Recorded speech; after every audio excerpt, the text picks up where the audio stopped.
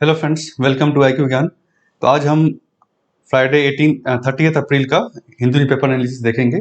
और जो important news है उसी को हमने यहाँ पर रखा है डिस्कस करने के लिए, जो आपके एग्जाम के लिए इंपॉर्टेंट है। बाकी न्यूज़ जो है वो आपके एग्जाम के लिए इंपॉर्टेंट नहीं है, तो उसको आप अवॉइड कर सकते हैं, छोड़ सकते हैं। और एडिटोरियल को भी हमने डिटेल में यहाँ पे हम देखेंगे, क्या क्या एडिटोरियल्स है उसको हम डिटेल में यहाँ पर समझेंगे। तो इस चैनल को जरूर आप सब्सक्राइब कर लें। सब्सक्राइब अगर आपने नहीं किया है तो सब्सक्राइब करके आप बेल नोटिफिकेशन दबाएं, ताकि आपको आने वाली वीडियो की नोटिफिकेशन मिल जाए। और बाकी वीडियो जो है आपका NCERT पे, इकोनॉमिक्स पे, पॉलिटिक्स पे, उसको आप जरूर देखें। इससे आपका एक प्रिपरेशन जो है और आसान से हो जाएगा। तो स्टार्ट करते हैं दोस्तों। तो पहला जो न्यूज है ये आपका है, win for DMK in Tamil Nadu, left front in Kerala, NDN in Assam, exit poll. तो एग्जिट पोल जो होते हैं, बेसिकली जो एग्जिट पोल क्या होता है कि आप जैसे इलेक्शन के बाद जब इलेक्शन के बाद जब लोग निकलते हैं वोटिंग करके, तो उनसे सर्वे किया जाता है, उनसे पूछा जाता है कि आपने किसको वोट दिया था। तो उस बेसिस पर जो एजेंसीज है वो उसको सर्वे को, एग्जिट पोल को रखती है। और एज पर जो मॉडल कोड ऑफ कंडक्ट होता है इलेक्शन कमीशन के हिसाब से, तो उसमें जो है आपका जब लास्ट फेज इलेक्शन हो जाता है खत्म, उसके बाद आप इसको रिजल्ट को पब्लिक कर सकते हैं। तो इसे जो एग्जिट पोल कहते हैं। हाँ, बेसिकली जब आप पोलिंग बूथ से एग्जिट कर रहे हैं वोटिंग देकर, तो आपसे पूछा जाता है, बेसिकली बहुत लोग पूछते हैं कि आपने किसको वोट दिया। तो उस सैंपल बेसिस पर जो ये प्रिडिक्शन होती है, और जो इलेक्शन जब लास्ट फेज का इलेक्शन खत्म हो जाता है, उसके बाद एज पर election commission of India guideline आप उसको रिलीज कर सकते हैं। तो कल जो है लास्ट फेज जो है वेस्ट बंगाल का जो वो खत्म हो गया था। उसके बाद 7 बजे के बाद एग्जिट पोल जो है आपने न्यूज चैनल पे देखा। तो ये बेसिकली वो एग्जिट पोल है, तो इसके पीछे का मैटर आपने समझ लिया। बाकी ये तो पॉलिटिकल है कि ना किसको कितना सीट मिलेगी, ये इनका प्रिडिक्शन है। कुछ सैंपल इन्होंने लिया होगा, कि सारे लोगों से नहीं पूछते हैं, कुछ लोगों से ये पूछते हैं, उसका सैंपल, उस सैंपल बेसिस पर ये एक्सट्रापोलेट इसको किया जाता है। स्टैटिस्टिक्स में आपने पढ़ा होगा एक्सट्रापोलेशन और सैंपल एनालिसिस, तो वही चीज है आपका। नेक्स्ट आपका एडिटोरियल है, बाकी कोई न्यूज इस पे इंपॉर्टेंट नहीं है, और बाकी कोविड को लेकर ही है। तो ये जो पहला आपका न्यूज है, to stop a third wave India has to mask up. इन्होंने बेसिकली पूरे आर्टिकल में कहा है कि मास्किंग अप मतलब कि मास्क पहनना, सोशल डिस्टेंसिंग और सैनिटाइजेशन ये सबसे ज्यादा इंपॉर्टेंट है कोविड के सेकेंड वेव या आगे के वेव से लड़ने के लिए। तो इनका anaemic pace of the government vaccination drive is unlikely to slow the ferocity of this second wave. तो वैक्सीनेशन भी जरूरी है, लेकिन ये जो हमारा पेस है अभी वैक्सीनेशन का इंडिया में, वो काफी कम है, धीरे धीरे हम कर रहे हैं वैक्सीनेशन। तो उससे जो है जो सेकेंड वेव का फेरोसिटी मतलब जो बढ़ रहा है जिस हिसाब से, उसको रोक पाना बहुत ही मुश्किल है। इन्होंने वर्ल्ड लेवल पर एग्जांपल दिया, जैसे कि हर देश में अगर हम देखें ग्लोबल लेवल पर, तो वहां पे मल्टीपल वेव्स आए थे, तो इंडिया को भी इसमें सचेत रहना चाहिए था। जैसे कि यूनाइटेड स्टेट्स में अगर हम देखें तो 3 वेव्स आए वहां पर कोविड के अलग अलग। ब्राजील में भी वैसा ही था। यूके का देखें तो पहला वेव आया छोटा सा था, उसके बाद 4 महीने कुछ नॉर्मल था आपका वहां पर, उसके बाद जो 2 एक्सप्लोसिव वेव्स आए, जिसके बाद एकदम लॉकडाउन था वहां पर। फिर वैक्सीनेशन वहां पे गवर्नमेंट ने एकदम एग्रेसिवली स्टार्ट किया, जिससे अभी जो है in which 95% of those over the age of 50 has been vaccinated. Already इनको वैक्सीनेट किया जा चुका है 50 से ज्यादा के लोगों को। तो और सारे पॉपुलेशन को भी बोल रहे हैं वैक्सीनेट हम करा लेंगे एंड ऑफ समर तक। तो गवर्नमेंट को भी वैक्सीनेशन पे फोकस करने की ज्यादा जरूरत है। At once this wave recedes it is highly likely the third wave will build up. तो ये भी कहना है कि हो सकता है तीसरा वेव भी आएगा, अगर दूसरा वेव खत्म होने के बाद तीसरा वेव आने की भी संभावना है। तो उससे हमें पहले से प्रिपेयर होना होगा। वैक्सीन सबसे अच्छा ऑप्शन है, लेकिन हमारा वैक्सीनेशन अभी स्लो है। डिमांड सप्लाई मिसमैच है, सप्लाई नहीं है उतनी वैक्सीन की, और लिमिटेड फाइनेंस है स्टेट गवर्नमेंट। तो स्टेट गवर्नमेंट को अभी 18 से 44 साल के लोगों को वैक्सीनेट कराना है, उसका जिम्मेदारी जो है स्टेट गवर्नमेंट के ऊपर में है, और उनके पास उतना फाइनेंस नहीं है। तो इसीलिए वैक्सीनेशन जो है उतना हमारा स्पीड अप नहीं हो पा रहा है, नहीं हो पाएगा। तो और हम क्या करना है हमें, तो mask wearing, physical distancing, hand hygiene और बैन एंड मास्क गैदरिंग, ये चीजों को स्ट्रिक्टली जो है गवर्नमेंट को इम्प्लीमेंट कराने की जरूरत है। This may not be effective as mass vaccination but, तो मास वैक्सीनेशन से जितना इफेक्टिव नहीं है, लेकिन फिर भी जो भी है रिड्यूस करने का और दो तरीका सिर्फ यही है आपका, ये तरीके ही हैं जिससे आप कम्युनिटी ट्रांसमिशन को रोक सकते हैं। तो ये इसी के बारे में बताया कि मास्क वियरिंग होना चाहिए, सोशल डिस्टेंसिंग होनी चाहिए, मास्क गैदरिंग नहीं होना चाहिए। अब ये आ रहा है कि कैसे हम लोगों को परसुएट करें, लोगों को समझाएं कि मास्क पहनना पहनना चाहिए आपको, कैसे आप लोगों को समझा सकते हैं। तो wearing a mask only works when imposed तो ये जो है अब इंडिया में क्या है कि आप इम्पोज कर रहे हैं कि नहीं भाई आप मास्क नहीं पहनेंगे तो आपको फाइन होगा, पनिशमेंट हो सकता है, जेल टाइम हो सकता है।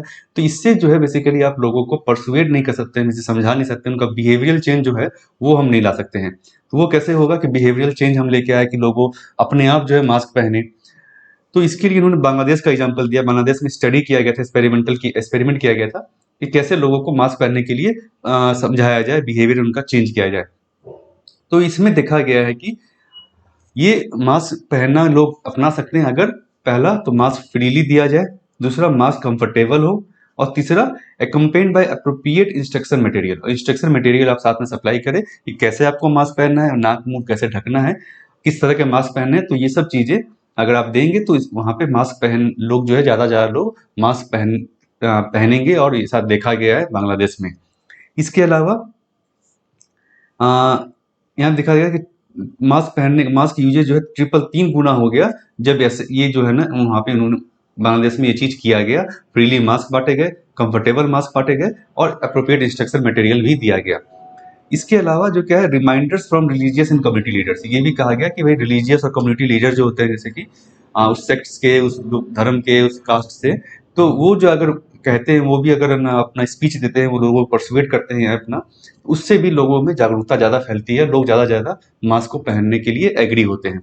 तो ये सब चीज़ें इंडिया को भी करने की ज़रूरत है कि फ्रीली हम मास्क बांटें, कंफर्टेबल मास्क, साथ में इंस्ट्रक्शन मटेरियल हो, और कम्युनिटी और रिलीजियस लीडर को हम उसमें लेके आए या फिर सेलिब्रिटी को लेके आए, ताकि उनके कहने पर लोग जो है मास्क पहनना शुरू करें और खुद मास्क पहने। मास्क क्वालिटी होनी अच्छी होनी चाहिए। मास्क नीडेड टू कंफर्टेबल, ताकि लोग हॉट एंड ह्यूमिड कंडीशन में अच्छे से पहन सकें, लोग उससे उतारे नहीं बार बार। और जो मास्क पहनते हैं ऑब्वियसली बात है more likely to maintain social distancing. तो ये इसी पे इन्होंने जोर दिया कि मास्क का यूजेज जो है बढ़ाने की जरूरत है हमें। सभी लोग मास्क पहने, ऐसा बिहेवियरल चेंज लाने की जरूरत है, जिसके लिए हमें क्या करने की जरूरत है, ये चीज।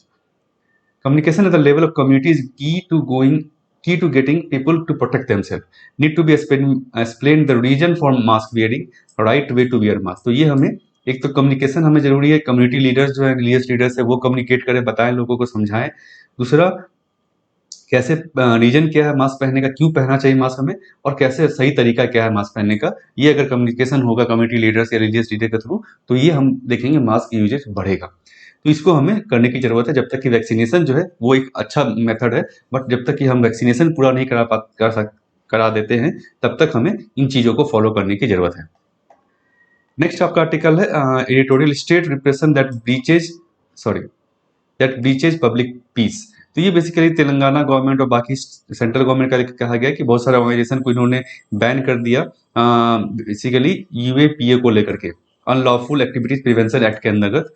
तो ये बेसिकली उन्होंने कहा कि गलत है, आप जो है ना इसमें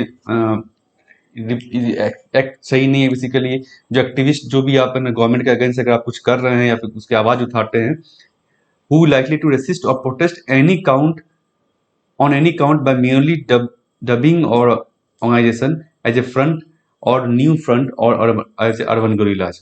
जो भी अगर प्रोटेस्ट करता है, रजिस्ट करता है सेंट्रल या स्टेट गवर्नमेंट के अगेंस्ट, तो उसको एज ए फ्रंट और न्यू फ्रंट बना करके या अर्बन गुरिल्लाज का टैग दे करके उसको बैन कर दिया जाता है, जो कि गलत है। इसमें कुछ खास नहीं, बाकी वही एग्जाम्पल दिया जैसे भीमा कोरेगांव केस में हुआ, फार्मर्स लॉ के अगेंस्ट में जो प्रोटेस्ट कर रहे थे उनके अगेंस्ट में हुआ, सीए एनआरसी के अगेंस्ट में जो लोग प्रोटेस्ट कर रहे थे उनको भी एक तरह से टेररिस्ट ऑर्गेनाइजेशन टैग करके जो है उनको यूएपीए के अंदर अरेस्ट किया गया, जर्नलिस्ट को अरेस्ट किया गया। उसी का बेसिकली यहाँ पे जो है एग्जाम्पल दिया है, केस स्टडी बताई है। तो मेन जो है यहाँ पर समझने के लिए आपका यूएपीए एक्ट है क्या, ये आर्टिकल में उतना कुछ खास इंपॉर्टेंट नहीं है। तो ये जो है आपका unlawful prevention activities prevention act जो है, ये पुराना एक्ट है, बेसिकली ओरिजिनली 1967 में ये पास हुआ था, और ये जो टाडा जो एक्ट था उसी का एक तरह से अपग्रेड था, जो कि 1995 में लैप्स कर गया। और पोटा एक्ट भी आया था पहले 2004 में, जो लैप्स कर गया। तो इस एक्ट का ही तरह से अपग्रेड वर्जन है। टिल 2004 जो था, unlawful activities refer to action related to succession और सीजेशन ऑफ टेरिटरी। तो पहले जो था अनलॉफुल एक्टिविटीज इस एक्ट के अंदर में मतलब था कि जो सीजेशन यानी एक टेरिटरी अलग करने की बात कर रहे हैं, राज्य बनाने का, अलग देश बनाने की बात कर रहे हैं, उनको वो एक्टिविटी को अनलॉफुल माना जाता था। लेकिन 2004 के अमेंडमेंट के बाद टेररिस्ट एक्ट को भी इस लिस्ट में ऐड कर दिया गया अनलॉफुल एक्टिविटीज के। The act assigns absolute power to the central government by way of which if central centers deems an activity as unlawful, then it may by way of official gazette declared so। तो ये जो है आपको जो है parliament के through जाने की जरूरत नहीं है, सेंट्रल गवर्नमेंट को पूरा पावर दिया गया है कि अगर इसको लगता है कोई एक्टिविटी जो है अनलॉफुल है सेंटर के हिसाब से, तो वो उसको डिक्लेयर कर सकती है अनलॉफुल और उसको बैन करा सकती है अंडर यूएपीए एक्ट। तो काफी पावरफुल एक्ट है, सेंट्रल गवर्नमेंट को काफी पावर देता है। इसके अलावा 2019 के अमेंडमेंट के बाद पहले क्या था, आपको जो सीजर अगर प्रॉपर्टी आपको किसी ऑर्गेनाइजेशन को आपने डिक्लेयर कर दिया अनलॉफुल, उसकी मालिक प्रॉपर्टी आपको सीज करनी है, जो भी केसेस इन्वेस्टिगेट करना है, तो उस केस में आपको जो कोर्ट के थ्रू जाना पड़ता था। लेकिन अब ये एक्ट में 2019 के अमेंडमेंट किया गया, जिसमें एनआईए को पावर दिया गया कि वो जो है सीजर और अटैचमेंट ऑफ प्रॉपर्टी का अप्रूवल दे सकती है, केस अगर इन्वेस्टिगेशन में है तब भी। तो अंडर इन्वेस्टिगेशन केस में भी आपको जो है अटैच जो एनआईए जो है आपका प्रॉपर्टी किसी ऑर्गेनाइजेशन का मान लीजिए उसको अनलॉफुल डिक्लेयर कर दिया गया, तो उसको उसकी प्रॉपर्टी जो है उसको अटैच कर सकती है, उसका बैंक अकाउंट फ्रीज कर सकती है, ऐसा ये कर सकती है। इसमें दोनों इंडियन और फॉरेन नेशनल्स को भी चार्ज किया जा सकता है। It is applicable to offenders in same manner even if crime is committed on foreign land outside India. अगर दूसरे देश में भी आप कुछ क्राइम ऐसा करते हैं जो हमारे देश में अनलॉफुल है, यूएपीए के अंदर अगर अनलॉफुल है, उसको भी इस केस में आप बुक कर सकते हैं और फॉरेन नेशनल को एक्सपेक्टेड कर सकते हैं, एक्स्ट्राडिट कर सकते हैं, बुला सकते हैं, अरेस्ट किया जा सकता है। 2019 में पहले भी क्या था कि ऑर्गेनाइजेशन को ही आप टेररिस्ट ऑर्गेनाइजेशन डिक्लेयर कर सकते हैं, अनलॉफुल डिक्लेयर कर सकते थे। बट 2019 के अमेंडमेंट के बाद इसमें क्या किया गया कि इंडिविजुअल को भी आप एज ए टेररिस्ट डिक्लेयर कर सकते हैं इस एक्ट के अंदर में, और उसके अगेंस्ट में चार्जेस लगा के उसको अरेस्ट किया जा सकता है। बहुत सारे जर्नलिस्ट को भी इसमें अरेस्ट किया गया, जो कि इसका प्रोटेस्ट भी हुआ आपका। इसमें पनिशमेंट क्या है, डेथ पेनल्टी और लाइफ इम्प्रिजमेंट, इसमें हाईएस्ट पनिशमेंट है। तो ये पूरा यूएपीए एक्ट है, इसका ना बेसिकली अब क्या ऑब्जेक्टिव ये हमने देख लिया कि इसमें क्या अमेंडमेंट आए थे। तो ये जो आपका जीएस पेपर 3 जो है, उसमें जो आपका इंटरनल सिक्योरिटी एक्सटर्नल सिक्योरिटी है, उसमें इस एक्ट को बारे में आप लिख सकते हैं और कैसे ये एम्पावर करता है गवर्नमेंट को इन सिक्योरिटी सिचुएशन से डील करने में, और इसके क्या निगेटिव्स है ये भी आप जो है देख सकते हैं कि एक एक्स्ट्रा पावर आप दे रहे हैं सेंट्रल गवर्नमेंट को। और यहाँ पे इसमें बताया गया जैसे कि आपको भी अगर प्रोटेस्ट कर रहा है तो उसको यूएपीए के अंतर्गत आप बुक कर रहे हैं, जो कि गलत है। नेक्स्ट आपका एडिटोरियल है लॉन्ग एंड टॉर्टस। ये बेसिकली जो मल्टीफेज इलेक्शंस हो रहा था वो कल खत्म हो गया, तो उसको लेकर के उन्होंने कहा है कि लंबा था बेसिकली ये matter of relief after surge in Covid cases. तो कोविड के बहुत बार जोड़ा गया इसको कि इतना मल्टीफेज इलेक्शन नहीं होना चाहिए था, स्पेशली वेस्ट बंगाल में। इससे कोविड केसेस काफी बढ़ गए, जो कि अभी काफी सेकेंड वेव का एक तरह से रीजन बना, जिसमें मद्रास हाई कोर्ट ने भी इसको पॉइंट आउट किया था। तो यहाँ पे कुछ कहा गया कि free and fair and periodic election are essential feature of democracy. तो इलेक्शन जरूरी है, पीरियोडिक इलेक्शन जरूरी है। Election are ultimate opportunity for people, लोगों के लिए अपॉर्चुनिटी है कि वो जो इलेक्टेड रिप्रेजेंटेटिव उसको अकाउंटेबल ठहरा सके। अगर उन्होंने कुछ 5 सालों में काम नहीं किया है या किया है तो उसको अकाउंटेबल ठहरा सके, उसको फिर से इलेक्ट नहीं करेंगे। तो ये डेमोक्रेसी डेमोक्रेसी में लोगों के पास एक हथियार एक तरह से कि आप जो है इलेक्टेड जो एमएलए एमपी है वो लोगों के लिए अकाउंटेबल है। तो election cycles are usually not disrupted even in challenging situation for this reason. इसलिए बहुत बार इलेक्शन साइकिल जो है उसको डिस्टर्ब नहीं किया जाता है। इलेक्शन अगर होने वाला है तो उसको किया जाता है, बहुत चैलेंजिंग सिचुएशन में भी इसको जनरली रेफर नहीं किया जाता है। लेकिन by denying the crisis in action and messaging, political parties contributed to the current surge in infection। तो ये बार बार देखा है आपने न्यूज में भी, हमने पहले भी डिस्कस किया था कि जो क्राइसिस है, जैसे मल्टीफेज इलेक्शन आपने किया, रैलीज जो की, रोड शो किया बिना मास्क के, बिना कुछ कोविड बिहेवियर के, कोविड प्रोटोकॉल के, तो उसके कारण एक सर्च देखने को मिला। तो इस केसेस में बेसिकली इलेक्शन को आप बेसिकली पोस्टपोन भी किया जा सकता था। This election should have been quick affair with limited campaigning, या फिर आप जो है उसको कम फेजेज में करा सकते थे, कैंपेनिंग को लिमिट किया जा सकता था। तो ये सब इन्होंने सजेशन दिया, जो कि ऑलरेडी अभी हमने पहले भी देखा था। तो ये सब चीजें कही जा रही है इलेक्शन से रिलेटेड लेकर। तो इसको आप नोट डाउन कर सकते हैं, इलेक्शन को कैसे आप वर्चुअल कैंपेनिंग करने की आवश्यकता है। अगर क्वेश्चन पूछा जाता है क्यों, तो इसको आप यहाँ पे कोविड का जो अभी हुआ है आपका, तो उसको लेकर के आप लिख सकते हैं। This assimilation would most likely to be remembered for worsening a health crisis than for heralding political change। ज़्यादा पॉलिटिकल इसमें है कुछ, तो ये सब चीज़ें आप लिख सकते हैं कि इन इलेक्शन में रिफॉर्म्स हम क्या क्या ला सकते हैं यूजिंग टेक्नोलॉजी, और सीइंग द कोविड सिचुएशन जो है अभी चल रहा है, अभी जो काफ़ी देर चलेगा, तो कैसे इलेक्शन में रिफॉर्म्स लाया जा सकता है। नेक्स्ट आपका प्रोमिसेस टू कीप, ये बेसिकली यूएस को लेकर के है। यूएस गवर्नमेंट जो भी नए प्रेसिडेंट आए उनके लिए क्या क्या प्रोमिसेस है फर्स्ट 100 डेज में उन्होंने क्या क्या किया और क्या क्या उनको करने की जरूरत है। तो उसमें कुछ खास एग्जाम के लिए आपके यूपीएससी के लिए इंपॉर्टेंट नहीं है। नेक्स्ट आपका जो एडिटोरियल है, is the government committed to vaccine equity. ये बेसिकली एक इंटरव्यू है के सुजाता राव, जो फॉर्मर हेल्थ सेक्रेटरी रह चुकी हैं, और के एम गोपाल कुमार, ये लीगल एडवाइजर है थर्ड वर्ल्ड नेटवर्क। ये आईपी डिजाइन से डील करते हैं, इंटेलेक्चुअल प्रॉपर्टी से रिलेटेड। तो इसी में एक इंटरव्यू केस का है कि कैसे जो वैक्सीन पॉलिसी है गवर्नमेंट की, जो अभी लेके आई वैक्सीनेशन पॉलिसी, वो कहाँ तक सही है, क्या करने की जरूरत है। इसी को हम थोड़ा इंपॉर्टेंट पॉइंट्स का हम देख लेते हैं। तो वी नीड टू, एक तो है वैक्सीनेशन हमें कराने की जरूरत है। 934 मिलियन तकरीबन लोग हैं जो 18 साल से ऊपर है, जिसमें से अगर हम 45 साल से ऊपर की बात करें तो 300 ऐसे लोग हैं, और बाकी जो लोग हैं वो 18 से 44 साल के ब्रैकेट में। तो इसके लिए हमें तकरीबन कितना डोज चाहिए होगा, बेसिकली प्रोडक्शन ऑफ 60 मिलियन, अभी हमें 1.8 बिलियन डोजेज चाहिए होगा अगर हम सारे लोगों को वैक्सीनेट हमें कराना है।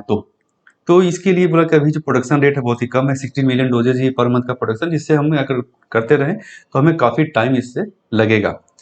और बाकी जो प्रोडक्शन है वो भी उतना नहीं है। अगर जुलाई में कहा जा रहा है कि 112 मिलियन डोजेज ये प्रोड्यूस कर पाएंगे, मतलब प्रोडक्शन बढ़ पाएगा सीरम इंस्टीट्यूट के द्वारा और भारत बायोटेक के द्वारा। But they need for urgency also. तो बेसिकली अभी हम देख रहे हैं 45% जो डेथ हो रहा है वो 20 से 50 साल के लोगों के बीच में हो रहा है। तो और अर्जेंसी हमें कि और जो वैक्सीनेशन को और जल्द से जल्द बढ़ाने की जरूरत है, और तो सप्लाई को हमें बढ़ाने की जरूरत है, और पॉलिसी को भी हमें चेंज करने की जरूरत है। इसके अलावा जो अभी गवर्नमेंट कह रही है कि सेंट्रल गवर्नमेंट ने जो ऑर्डर निकाला कि मार्केट प्राइसेस पे आपको वैक्सीन को खरीदना होगा, स्टेट गवर्नमेंट को या फिर प्राइवेट सेक्टर को, तो ये प्राइसेस काफ़ी हाई हैं। अगर हम देखें स्टेट गवर्नमेंट में not be able to afford, ये हमने ऑलरेडी देखा है कि बहुत सारे स्टेट के पास उतना पैसा नहीं हो सकता है वो।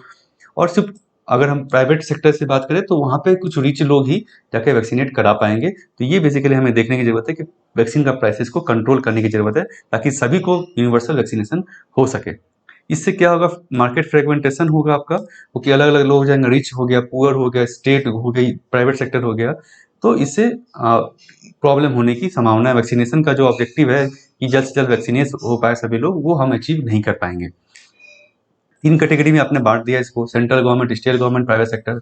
इससे जो क्या है, वैक्सीन प्रोडक्ट, वैक्सीन जो सप्लाई है वो रुकने की कम उतनी होने की आशंका नहीं है। पहले क्या था, सिर्फ सिंगल प्रोक्योरमेंट एजेंसी थी जिससे कि कम प्राइसेस पे वैक्सीन अवेलेबल था। और दूसरा जो कहा गया इसमें, did not expect second way, हम गवर्नमेंट ने सोचा नहीं था। सेकेंड वेव आने के बाद डिमांड भी बढ़ गई वैक्सीनेशन की, लेकिन सप्लाई उतना नहीं है।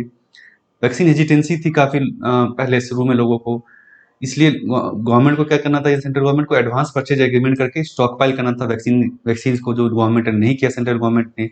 अभी हमारे पास वैक्सीन नहीं है। इसके अलावा इन्होंने इंटरनेशनल वैक्सीन के बारे में कहा। जैसे फाइजर ने पहले फरवरी में सबमिट किया था कि भाई हमें यहाँ पर वैक्सीन रोल आउट करने दिया जाए, लेकिन फाइजर को उस समय कंडीशन था कि आपको स्टडी यहाँ पे करनी पड़ेगी। तो ये उन्होंने माना नहीं बेसिकली। फाइजर बेसिकली यहाँ फाइजर हो सकता नहीं आए, क्योंकि यहाँ पे जो no is vaccine affordable only to small segments of population. Vaccine का जो प्राइस है फाइजर का इंटरनेशनल मार्केट में हम देखें तो $20 का एक शॉट है, एक डोज है, यानी कि 1400 तक में आपका हो गया एक डोज का, जो कि काफ़ी महंगा है इंडिया के केस में देखा जाए। तो हमें और पॉलिसी ऑप्शंस जानने की जरूरत है। इसके अलावा कहा जा रहा था, कल हमने देखा था आर्टिकल में, एनालिसिस किया था हिंदू में, कि आईपी जो मेडिसिन कंपनियां कह रही कि भाई हमने इस पर रिसर्च पे खर्च किया है, तो हमें पेटेंट, हमारा पेटेंट होना चाहिए, हमारा मोनोपोली होना चाहिए। इसको यहाँ पे भी डिफ्यूट किया गया है, गलत ठहराया गया है, क्योंकि बहुत सारे जो यहाँ पे, अगर हम कोविड की बात करें तो वैक्सीनेशन के केस में बहुत सारे देशों ने भी इसमें इन्वेस्ट किया है, पैसा दिया R&D में। जैसे कि अगर हम बात करें मॉडर्ना की, तो ये 100% जो पब्लिकली फंडेड यहाँ पर रिसर्च, गवर्नमेंट्स के पैसा लेकर इन्होंने फंडिंग किया की रिसर्च किया है। एस्ट्राजेनेका को 97% तक फंडिंग मिली है। फाइजर की अगर बात करें तो इसको भी बायो एंड टेक जो है, इसको भी जर्मन गवर्नमेंट से काफ़ी फंडिंग मिली है। वो बेसिकली आपका जो मेन होता है पेटेंट के लिए, जो कंपनियां कहती है कि हमें पेटेंट क्यों चाहिए, भाई हमने इन्वेस्ट किया R&D में, तो हमें उसको रिकवरी करने के लिए, उस पैसा को रिकवर करने के लिए हमें पेटेंट चाहिए, हमें मोनोपोली चाहिए। तो इस चीज़ को यहाँ पे बताया गया कि मोनोपोली की जरूरत नहीं, क्योंकि आपने तो इन्वेस्ट ही नहीं किया प्रोडक्शन R&D में, ये तो गवर्नमेंट ने इन्वेस्ट किया है, यानी पब्लिक मनी इन्वेस्टेड है। तो इसकी जो बेसिकली क्या होना चाहिए कि आप जो है टेक्नोलॉजी जो है आप शेयर करना था आपको, और ताकि ज़्यादा प्रोडक्शन हो सके। This company are not in position to meet the global demand. तो ग्लोबल डिमांड मीट करने के पोजीशन में नहीं, जितना ग्लोबली वैक्सीन चाहिए, तो इनको टेक्नोलॉजी अपनी शेयर करनी चाहिए बेसिकली, यानी कि जैसे कि ताकि अलग अलग कंपनियां जो है उसको वैक्सीन को बना सके और प्रोडक्शन जो आपका क्वांटिटी है उसको बढ़ाया जा सके और ग्लोबल जो डिमांड है उसको हम मीट कर सके। तो इसके बाद इन्होंने कहा कि क्या ऐसा कभी था कि स्टेट के ऊपर छोड़ दिया गया वैक्सीनेशन?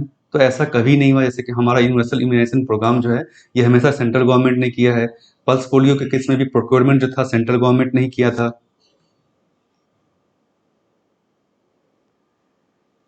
उसमें और सेंट्रल प्रोक्योरमेंट से क्या एडवांटेज है? तो आपको एडवांटेज मिलता है मार्केट पावर का, कि आप एक सिंगल प्रोक्योरमेंट है, आपको लाखों डोजेस खरीदना है तो उसमें दाम भी आप कम करा सकते हैं, निगोशिएशन करा सकते हैं।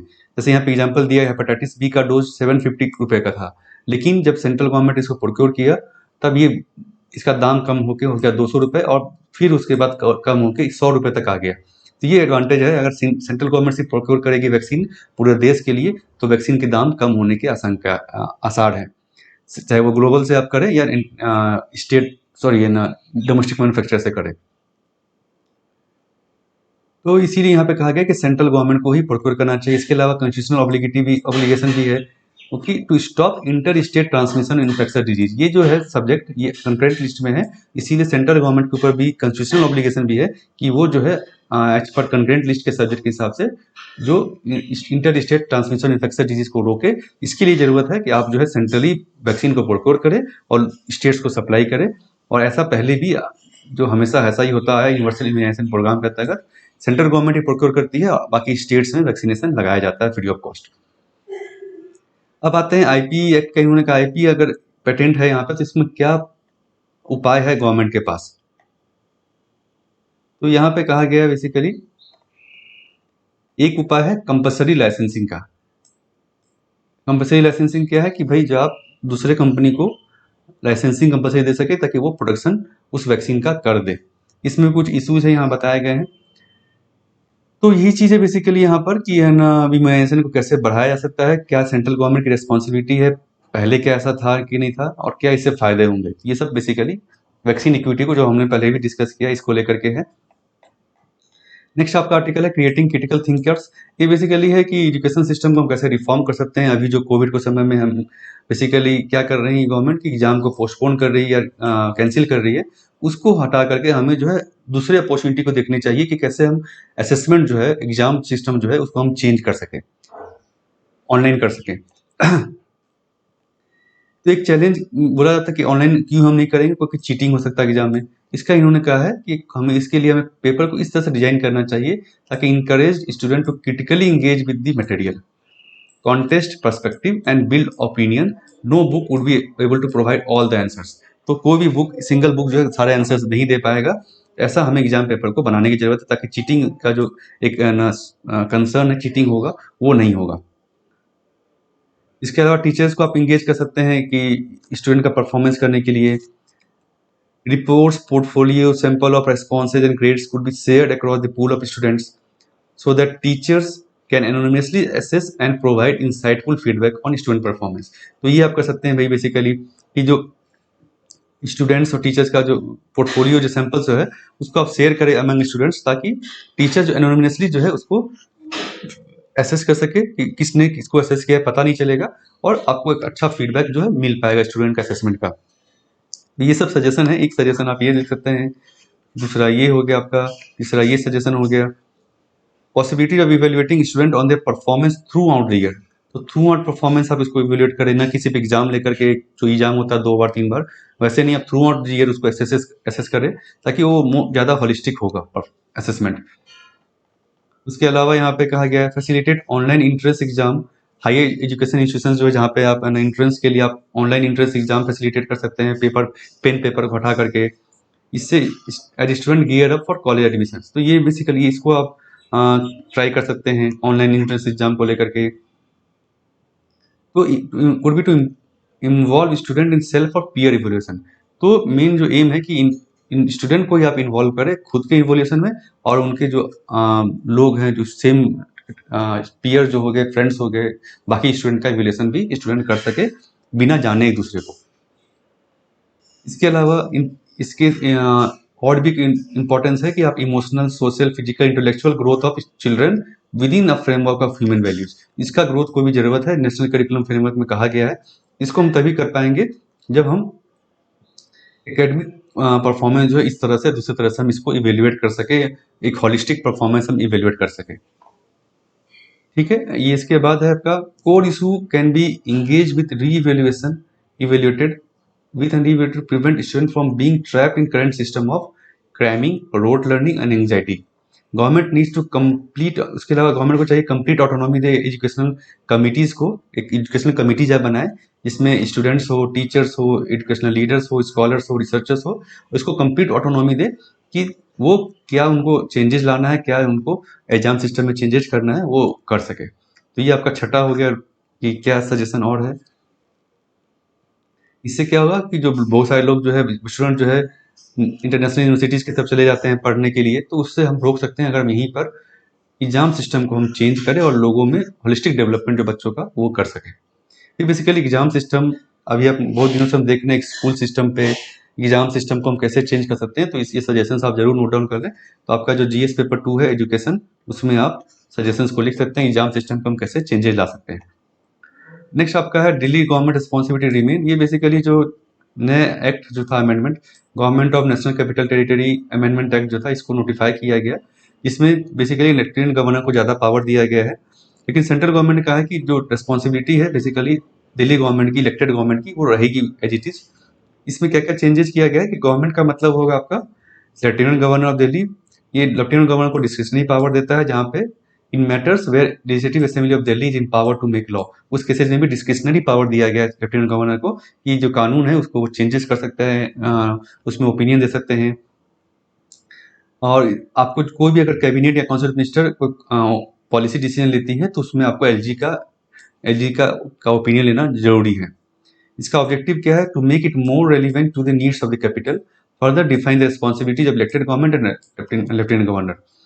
तो ये बेसिकली सॉन्टेड ने कहा है कि इसका ये एम जो क्या इस एक्ट का अमेंडमेंट का, कि रिलेशन जो है वो सही रहे लेजिस्लेचर और एग्जीक्यूटिव के बीच में, और दोनों के बीच में रिलेशन जो है, रिस्पॉन्सिबिलिटी जो क्या इलेक्टेड गवर्नमेंट की क्या है, लेफ्टिनेंट गवर्नर की रिस्पॉन्सिबिलिटी क्या है, ये क्लियर कट बताया जाए। दिल्ली के बारे में यहाँ बताया गया, बेसिकली बेसिक है ये कि दिल्ली यूनियन टेरिटरी है। ये 1991 में आपका आया था, यूनियन टेरिटरी विथ लेजिस्लेचर इसको बनाया गया था।